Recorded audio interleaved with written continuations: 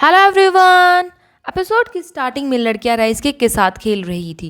Kong सोच रहा था कि मेरा छोटा सा रेस्टोरेंट दूर दराज के गांव में है और आज यहाँ आइडल्स आई हैं। थोड़ी देर बाद मैनेजर लड़कियों को डांट लगा रहा था। अरे वाह, आप लोग तो शुरुआत की तुलना में कई ज्यादा अधिक साहसी हो गई हैं। क्या तुम अपने डिसीजन के कॉन्सिक्वेंसेस को जानती थी?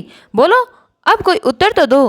गर्ल्स सॉरी बोल देती हैं। मैनेजर तो उन्हें वापस जाने को बोलता है। पीछे कांग खड़ा सोच रहा था कि मैं इनकी सिचुएशन को समझता हूँ और ये बेचारा खामखा फंस गया। कांग बोलता है, वैसे भी खाने का समय हो गया है, मुझे इनको खाली पेट भेजना अच्छा नहीं लगेगा। मैनेजर बोलता है, तो क्या ये ठीक रहेगा? क्या ये इस सिचुएशन को स्वीकार कर लेगा? जिस कांग हायन को मैं जानता था वो तो हंगामा मचा देता। कांग लड़कियों से पूछता है, आप क्या क्या खाना पसंद करेंगी? मैनेजर सोच रहा था, मुझे लगा था कि ये पागल हो गया है जब इसने हील होने के लिए गांव में रहने का फैसला किया था, पर अब लगता है कि ये सच में बदल गया है। और क्या इसके पास सच में पालतू कुत्ता है? कांग किचन में खड़ा सोच रहा था कि इन्हें कैसा खाना पसंद आएगा। मैं इनके लिए कुछ अच्छा खाना बनाना चाहता हूँ। चूंकि ये इतनी दूर आए हैं, इंग्रेडिएंट्स देखे जाएं तो मेरे पास, हाँ, वो फ्रिज को चेक करता है, हाँ, वो स्मॉल टमाटोज को निकालता है, इनका प्रयोग किया जाएगा। मैं इनके लिए कुछ हल्का फुल्का खाना बनाना चाहता हूँ, कुछ ऐसा जो इन्हें पसंद आए और साथ ही साथ जो न्यूट्रिएंट्स और स्वाद से भरपूर हो। इंतजार करने के लिए धन्यवाद।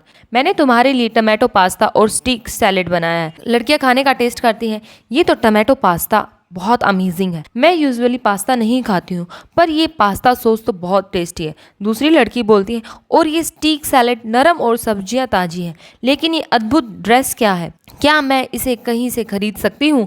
कांग बोलता है, मैंने ये लाइट मिल जानबूझकर बनाया है, तुम इन्हें शांति से खाने दो। मैनेजर बोलता है, मैं कुछ नहीं कहने वाला हूँ। एक लड़की तो रोने भी लगती है, मैंने मेरी जिंदगी पूरी तरह से नहीं जी है, आखिर मुझे इतनी स्वादिष्ट भोजन का स्वाद अभी क्यों चखने को मिल रहा है? दूसरी लड़की बोलती है, ये इतना अच्छा है कि मुझे गुस्सा आ रहा है। शांत हो जाओ, तुम्हें गुस्सा करने की बजाय ज़्यादा खाना खाना चाहिए। कांग बोलता है, क्या तुम इन्हें भूखा रखते हो? मैनेजर बोलता है कि यह स्थिति गलतफहमी के लिए बिल्कुल सही है, लेकिन नहीं, मैंने ऐसा नहीं किया। कांग उसे भी खाना खाने के लिए बोलता है, मैंने तुम्हारे लिए वॉन गॉल पास्ता बनाया है। मैनेजर सोच रहा था कि ये मेरे लिए सहानुभूति दिखा रहा है। कहीं ये वो कांग से पूछ ही लेता है, यार कहीं तू मरने वाला तो नहीं है? कांग बोलता है, क्या मैं तुझे बीमार दिखाई पड़ता हूँ? गर्ल्स तो खाना खत्म करने के बाद कांग का थैंक्स कर रही थी। इतना अच्छा खाना देने के लिए धन्यवाद। कांग बोलता है, अगली बार मैं और बेहतर खाना बनाऊंगा। लड़कियां बोलती हैं, तो हम फिर से यहाँ आएंगे। शेफ कांग हायन तो शौक हो जाता है। गर्ल्स बोल रही थी कि आपका खाना रियल लाइफ में ज़्यादा बेहतर दिखता है, अगली बार मिलते हैं। कांग मैनेजर से पूछता है, क्या इन्होंने मुझे पहचान लिया है? मैनेजर बोलता है, ये गर्ल्स भूख लगने के बाद तुम्हारी कुकिंग वीडियोस देखती हैं। ये थोड़ा वियर्ड होगा अगर उन्होंने तुम्हें नहीं पहचाना होता तो। अब मुझे भी चलना चाहिए। कांग बोलता है, आने से पहले मुझे पहले ही बता देना। मैनेजर कांग से उसकी हीलिंग के बारे में पूछता है। कांग बोलता है, हाँ ठीक चल रही है। नेक्स्ट मॉर्निंग कांग साइकिल से बाजार जा रहा था। मैंने पिछली बार जिस सुपरमार्केट से हरी सब्जियां खरीदी थी वही सबसे नजदीक बाजार। बाकी सभी सुपरमार्केट बड़े शहर में हैं। मुझे उम्मीद है कि आज मैं उनके पास वसंत ऋतु की हरी सब्जियां खूब होंगी। एक्सक्यूज मी, जब मैं पिछली बार आया था तब एक ग्रैंडमा ने मेरा स्वागत किया था। क्या ये उनकी बहू है? लेडी पूछती है कि क्या आपको कोई स्पेसिफिक चीज चाहिए? कांग बोलता है, नहीं, मैं अपने आप देख लूंगा। आज इनके पास डेलीली तो है ही नहीं। ग्रैंडमा पार्क तो वही पास्ता ऑर्डर करती हैं। क्या आपके पास सिर्फ यही स्प्रिंग ग्रीन है? लेडी बोलती है, हाँ यही है। कांग बोलता है, तो ठीक है, मैं दोबारा आऊँगा। वो बाहर निकल कर देखता है तो दो बच्चे आपस में लड़ाई कर रहे थे।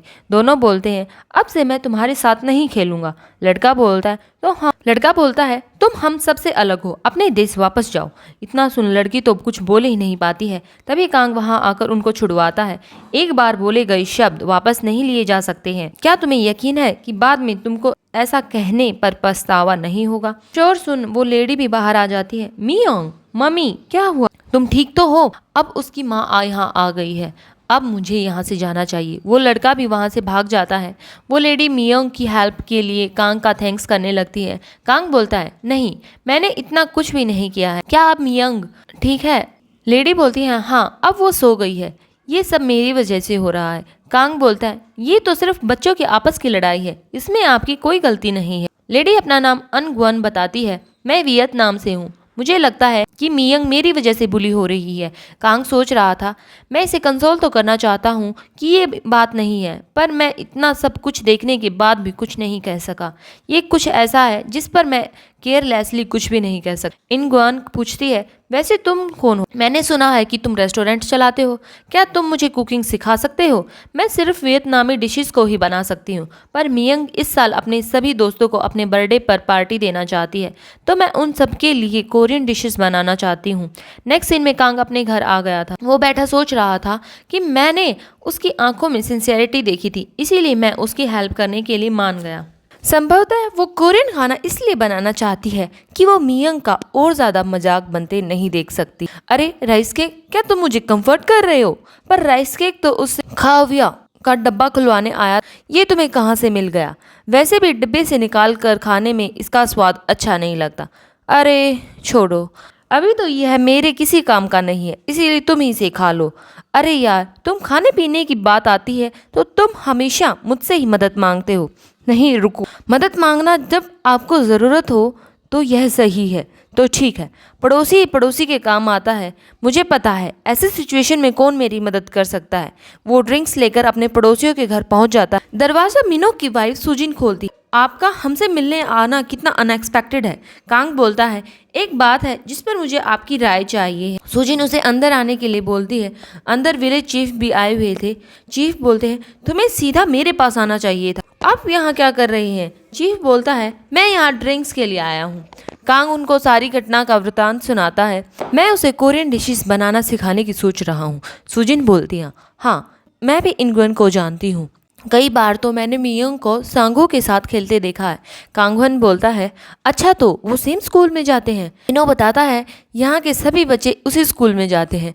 आसपास के इलाकों में सिर्फ वही एक स्कूल है। हालांकि वे निश्चित रूप से दोस्त हैं, लेकिन संभवतः उनकी उम्र एक जैसी नहीं है।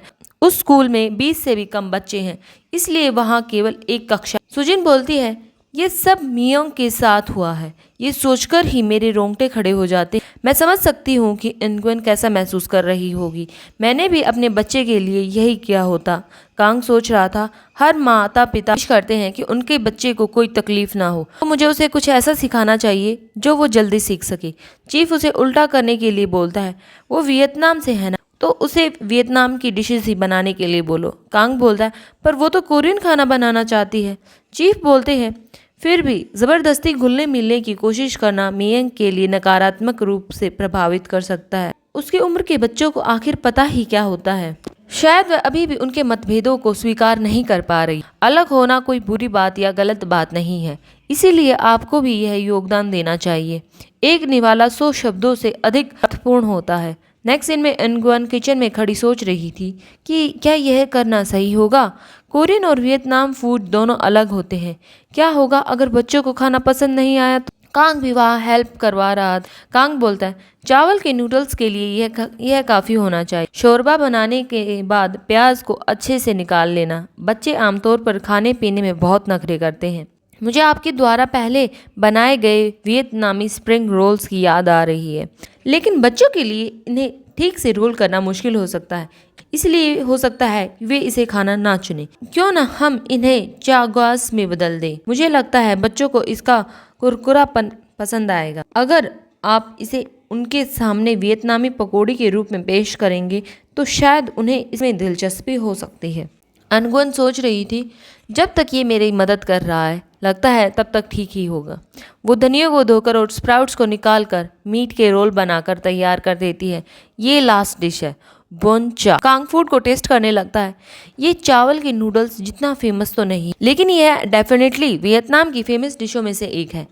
यह एक ऐसा व्यंजन है जिसमें सब्जियां, मांस और नूडल्स को न्योक चाम सॉस में डुबोकर खाया जाता है। इसकी स्मेल मीठी, खट्टी और ताजगी भरी है। बच्चों को यह फ्लेवर का कॉम्बिनेशन पसंद आएगा। यह एक अच्छा मुख्य व्यंजन प्रतीत होता है।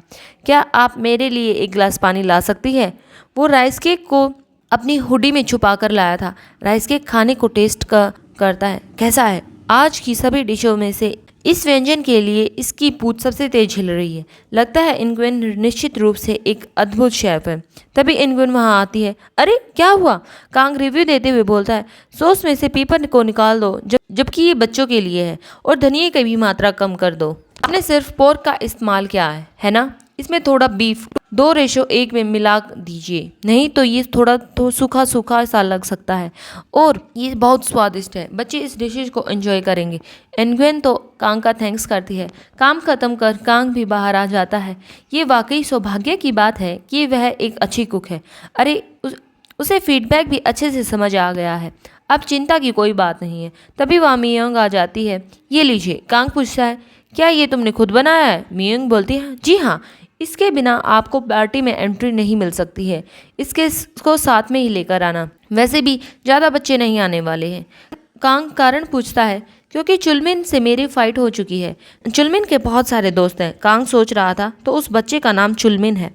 मियोंग थोड़ी दुखी सी थी। मुझे पता है कोई नहीं आने वाला है। नेक्स्ट डे मियोंग का बर्थडे आ गया था। मियोंग सोच रही थी, क्या शेफ अंकल आएंगे? मुझे लगता है कम से कम सेंगू तो आएगा ही। जियोंग हुन ने भी कहा था कि वो आएगा। क्या होगा अगर कोई ना आए? तभी इनग्वेन मियोंग को बुलाती है। मियोंग तो बहुत ज़्यादा खुश हो जाती है। उसकी आंखों में तो चमक आ जाती है। ये ड्रेस तो बहुत ब्यूटीफुल है। इनग्वेन बताती है, ये ड्रेस वियतनाम से है, क्या तुम भी इसे पहनना चाहोगी? मियोंग तो एक्साइटेड हो जाती है। हाँ बिल्कुल। वो तो ड्रेस पहनकर बहुत ज़्यादा खुश हो जाती है। मियोंग, लगता है तुम्हारे दोस्त आ गए हैं, गेट को खोल दो। मियोंग सोच रही थी, अच्छा हुआ कोई तो आ गया। क्या वो सेंगू होगा या ओयोंग? कौन है? पर आगे तो चुलमिन खड़ा था। इसी सस्पेंस के साथ हमारा एपिसोड एंड हो जाता है। So thank you guys for watching my video and bye bye.